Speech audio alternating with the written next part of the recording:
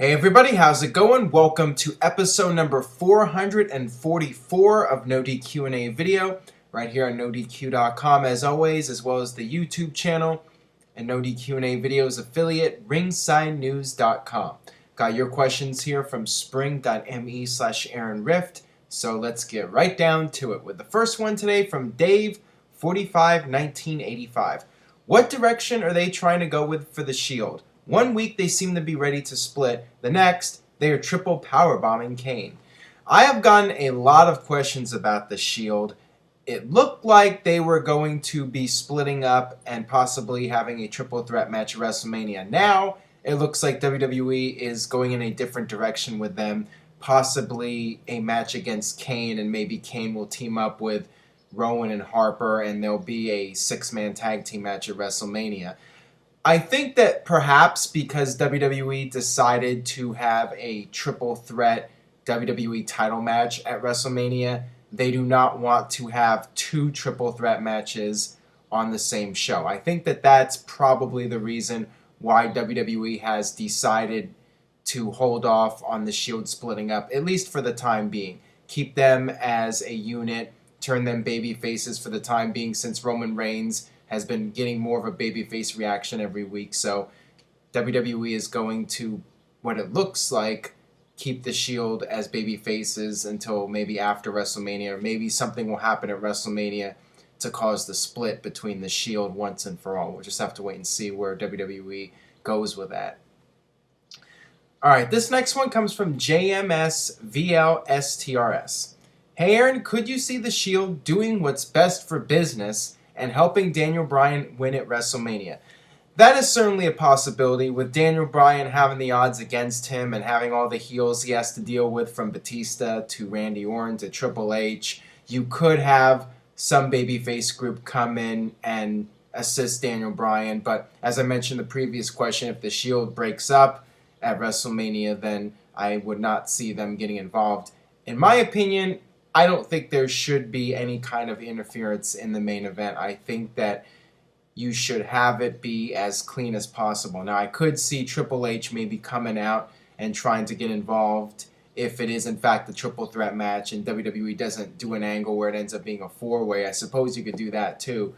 But I would like to see Daniel Bryan beat Triple H and then go on in the main event and just let it be a match where Randy Orton and Batista are beating the hell out of Daniel Bryan, and it looks like he's going to lose, but then he makes his big comeback and he pulls off the biggest win of his entire wrestling career.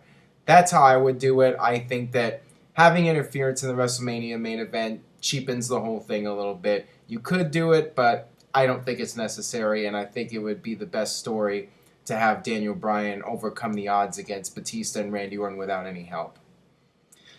All right, this next one comes from WWE fan Dark Arrow. Hey Aaron, what do you think WWE will do with Hulk Hogan after WrestleMania? I think Hogan will continue to be a goodwill ambassador to WWE. I think he will continue to make media appearances. He'll go to different events, and he'll basically continue to promote the WWE product using the Hulk Hogan brand name. I think that that's the role for him at this point. I don't see him doing anything else beyond that. Maybe you could bring him in as a general manager at some point, but he's already done that in TNA, and I think that Hogan is best making occasional appearances. That way he can remain special. When he's on TV every week, that's when he's no longer special, and that was the problem with TNA. Hogan was on every single week, and the big problem in TNA too was that Hogan was the focal point of the company. The company was built around Hulk Hogan, and I don't think that would happen in WWE. As a general manager, I think he would be somewhat of a background player, but I just don't think it's a good idea to have him on television every week. All right, this next one comes from the Hardcore Guy. Hey Aaron, if you remember, we've been talking about the return of RVD. It looks like he will not return before WrestleMania 30, but do you think that he will return on that night and possibly participate in the Andre the Giant Memorial Battle Royal? I don't think we're going to be seeing RVD at WrestleMania at this point, and I certainly don't see him coming back and just being another body in the Andre Battle Royal. The Battle Royal is designed to get a lot of the mid and lower card guys on the show. And if I was RVD, I mean, as much of a great idea as it would be for RVD to come back for WrestleMania, he should come back in a bigger way, not as just some random guy in a battle royal. And I don't see it happening.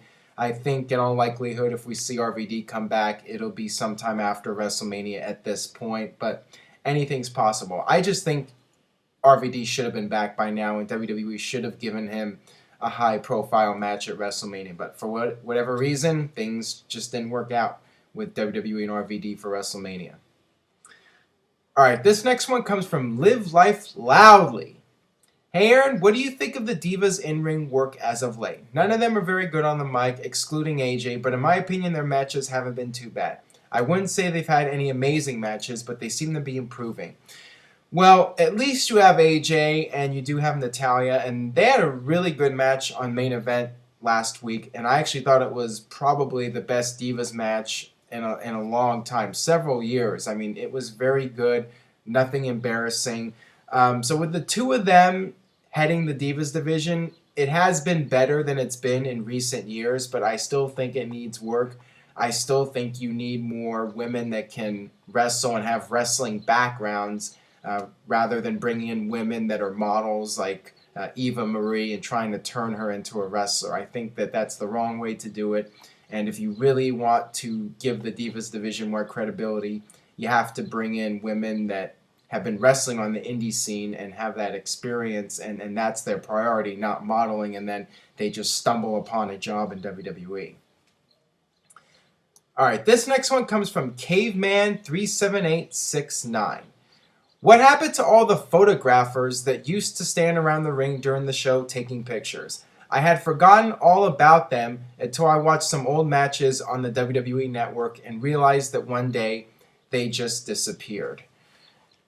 Well, it used to be an old school way of getting promotion for the wrestling territories. You know, back then you didn't have national television, and the best way to get word of mouth and spread the word about your product was the wrestling magazines like PWI and all those back in the day.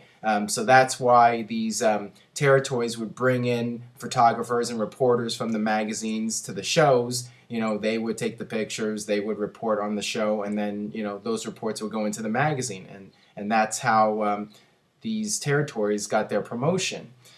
So once WWE went national, there wasn't really a need for this anymore, and WWE phased it out. And they did bring it back a few times, like for WrestleMania 11, and I think that was just done for show. That was done to try and make the show feel like a bigger deal than it was. When you have all these photographers around ringside, it must be important.